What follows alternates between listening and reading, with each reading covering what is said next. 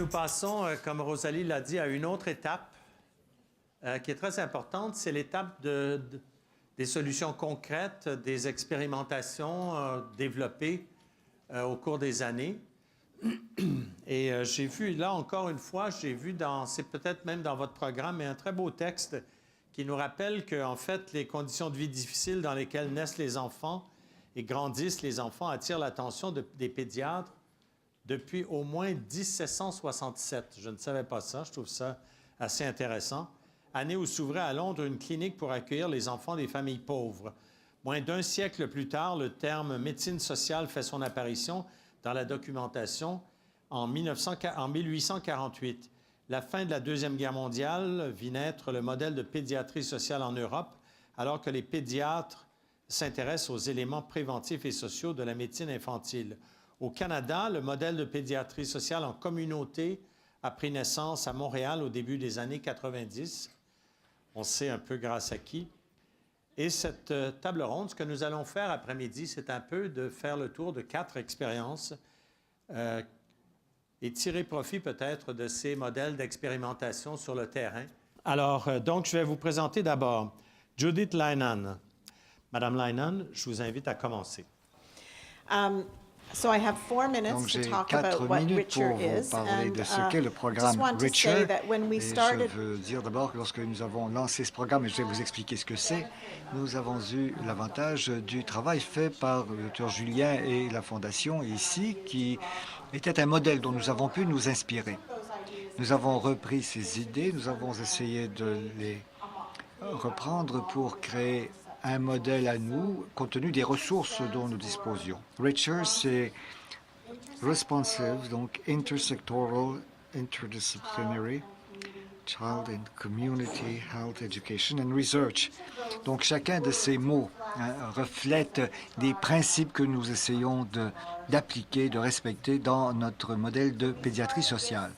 Nous avons commencé par un échange en 2005, conversation, et nous sommes partis des données que nous avions sur la population et qui avaient été donc recueillies dans le cadre du EDI. Donc c'est un indice donc utilisé à travers tout le pays, et le quartier dans lequel nous travaillons à 67% de ces enfants donc n'étaient pas prêts à aller à l'école donc au moment d'entrer en maternelle. 70% des familles vivent dans une pauvreté caractérisée. Le tiers des familles de notre quartier sont d'origine chinoise. Un tiers sont d'origine autochtone, donc ils vivent en milieu urbain, et un tiers sont des familles pauvres. Donc nous vivons dans un quartier qui est diversifié au niveau ethnique et culturel, dans le centre-ville de Vancouver, qui est bien sûr qui est un très beau, mais qui a des difficultés au niveau social. Alors, ce dont j'aimerais vous parler quand nous aurons le moment, c'est comment nous avons trouvé des partenaires et comment nous avons pris cette idée pour mettre au point un modèle qui est viable aujourd'hui. Donc, je m'en tiens à cela pour l'instant. Le docteur Andrew Alling de l'Université de Rochester se passionne pour la santé pédiatrique communautaire. Ses intérêts de recherche comprennent l'exposition au tabac chez les enfants et les facteurs de risque pour l'asthme pédiatrique. On en a parlé un peu ce matin.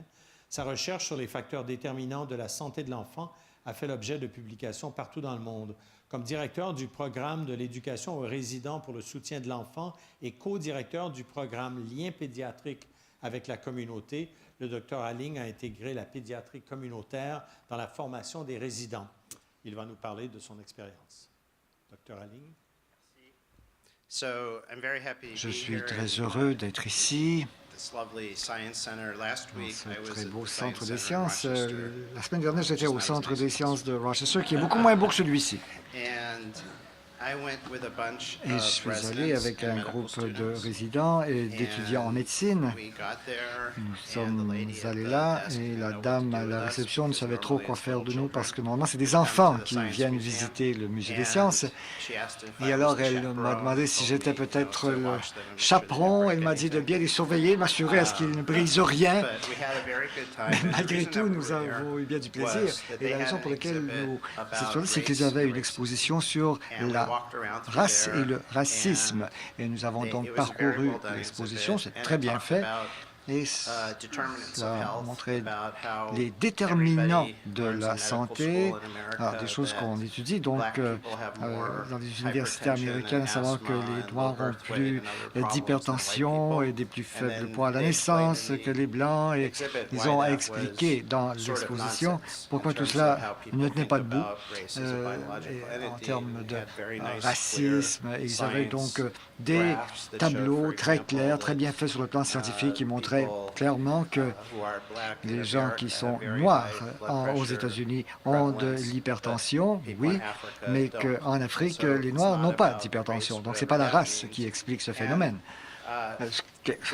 En supposant que la race veut dire quelque chose. Alors, ce genre d'information, donc, c'est quelque chose qui dépend de votre environnement, de la façon dont vous vivez, de l'endroit où vous vivez. Et pour les gens qui m'accompagnaient au musée, c'était du nouveau. C'est des gens qui avaient déjà 4 ans d'université, qui avaient fait donc les études préparatoires à la médecine et qui avaient fait 3, 4, 5 ans de formation en médecine et ils n'avaient jamais entendu parler de ça. Donc, les programmes que nous avons ici, qui s'appellent Pediatric Links with the Community, et l'autre programme de plaidoyer pour les enfants, donc à Rochester, ces programmes visent à enseigner aux résidents en médecine, aux étudiants qui se préparent à devenir professionnels de la santé et médecins, des choses qu'ils n'apprennent pas normalement dans leurs études universitaires, pour leur expliquer que la santé, c'est plus que les soins médicaux, parce qu'il y a beaucoup plus de choses qui sont comprises à la santé que ce qu'on étudie en médecine. Voilà, je m'arrête ici. Alors, je vois que vous êtes très discipliné, vous ne voulez pas parler trop longtemps, mais nous allons certainement en apprendre plus là-dessus. Diplômé en médecine de l'Afrique du Sud, le docteur Mariam Mektar a complété sa résidence en pédiatrie à l'Université de Saskatchewan, dont elle est membre aujourd'hui du département de pédiatrie et directrice du programme de résidence pédiatrique. Elle dirige également la division de pédiatrie sociale et santé pédiatrique éducative de Saskatoon, établie depuis 2007. Le département de pédiatrie a mis sur pied un partenariat avec la division de l'école catholique du Grand Saskatoon et le conseil tribal de Saskatoon, une expérience qui va sûrement être très intéressante à entendre, afin d'établir des cliniques pédiatriques éducatives. Docteur Mektar. Merci de m'avoir invité. Je vais commencer par dire que ce que je vais vous dire aujourd'hui ne suppose pas que nous avons un modèle à nous ou que... en fait, j'ai entendu parler de plusieurs autres personnes qui font de la pédiatrie sociale déjà depuis un bon moment et qui ont leurs propres expériences. Je veux aussi saluer donc le clan des Mohawks qui nous ont accueillis ce matin. Je suis de Saskatoon et Saskatoon existe sur une terre qui fait partie donc des terres qui ont été négociées par traité, le traité 6, il y a une centaine d'années. Donc les cliniques scolaires ont été établies en 2007 à Saskatoon et cela a été établi à la suite d'un rapport où on a publié donc les études de revenus donc sur ce qui s'est passé à Saskatoon et qui ont fait ressortir les disparités qui existent entre les populations qui vivent dans les quartiers pauvres et les quartiers qui vivent dans les quartiers à revenus plus élevés à Saskatoon. Toujours. Donc les cliniques scolaires ont voulu s'attaquer à ce problème de disparité pour traiter donc des droits des enfants et de donc tous les enfants.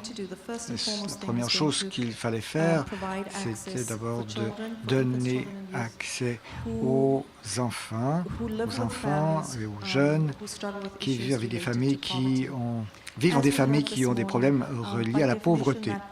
Comme nous l'avons entendu dire ce matin, cette population de nourrissons, d'enfants et de jeunes sont ceux qui vivent un stress toxique.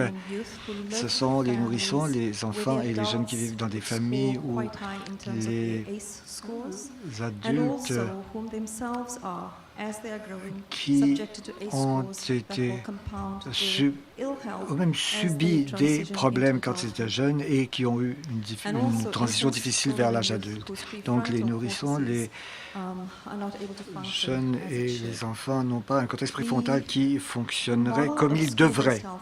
Donc le modèle est né de consultations communautaires et c'est la communauté qui a décidé que les écoles étaient un lieu sécuritaire où nous pouvions venir pour faire une intervention. Ce partenariat est né grâce au département de pédiatrie. Je vous expliquerai plus tard pourquoi. Donc le département de pédiatrie, le conseil tribal de Saskatoon et le conseil scolaire catholique de Saskatoon donc, ont établi ce partenariat. Je m'arrête ici. Julie Desharnais détient un baccalauréat en travail social ainsi qu'une maîtrise en gestion des organisations. En avril 2007, elle s'est jointe à l'équipe du Centre d'assistance d'enfants en difficulté de la Fondation, soit l'AED dont on vient de parler, et le Centre de services préventifs à l'enfance, le CSPE, situé à Côte-des-Neiges. Elle est responsable aussi de l'organisation générale du centre de services et supervise l'équipe d'intervention psychosociale. Alors, à vous la parole. Bien, merci. Je vais essayer de faire ma place. Docteur Julien il m'a dit « Il faut que tu fasses ta place. Tu es la seule travailleuse sociale. Ce sont tous des médecins. » Donc, je vais essayer d'être à la hauteur. En fait, aujourd'hui, je veux mettre l'accent, en fait, sur le modèle montréalais et, dans le fond, vous faire voir un peu l'approche qui est prônée par la pédiatrie sociale en communauté dans nos deux centres, qui sont des centres, en fait, où l'intervention est une intervention égalitaire, en fait, intersectorielle, où tout le monde, en fait, a son mot à dire aussi auprès des familles les plus vulnérables. Vous n'êtes pas sans savoir, évidemment, Hochelaga-Maisonneuve et Côte-des-Neiges sont des quartiers qu'on dit vulnérables, où, en moyenne, la statistique dit qu'un enfant sur deux n'est pas prêt à l'entrée à l'école. Donc, il y a des grands enjeux qui sont là, qu'il faut travailler tout le monde ensemble. L'approche prônée, en fait, est une approche de proximité, mais c'est aussi une approche où on travaille tout le monde ensemble autour d'un enfant. Donc, c'est là-dessus qu'on va pouvoir mieux discuter tout à l'heure. Merci beaucoup.